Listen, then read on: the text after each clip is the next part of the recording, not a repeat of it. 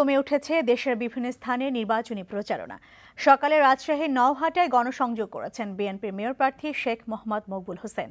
পরে একই এলাকায় গণসংযোগ করেন আওয়ামী লীগের মেয়র প্রার্থী মোহাম্মদ আব্দুল বারী। বগুড়ার শেরপুরে বিভিন্ন এলাকায় গণসংযোগ ও লিফলেট বিতরণ করেছেন বিএনপি ও আওয়ামী লীগের মেয়র প্রার্থীরা।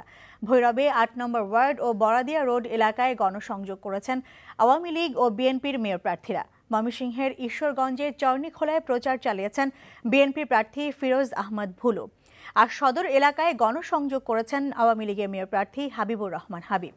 শরীয়তপুরের ডামুড্ডা উপজেলার বিভিন্ন এলাকায় নির্বাচনী প্রচার চালিয়েছেন আওয়ামী লীগ ও বিএনপি প্রার্থীরা। নারায়ণগঞ্জের তারাবো এলাকায় গণসংযোগ করেছেন বিএনপি ও আওয়ামী লীগের মেয়র প্রার্থীরা। এদিকে আচরণবিধি লঙ্ঘনের অভিযোগে মানিকগঞ্জে স্বতন্ত্র মেয়র প্রার্থী ও সংরক্ষিত নারী কাউন্সিলর প্রার্থীকে জরিমানা করেছে ভ্রাম্যমাণ আদালত।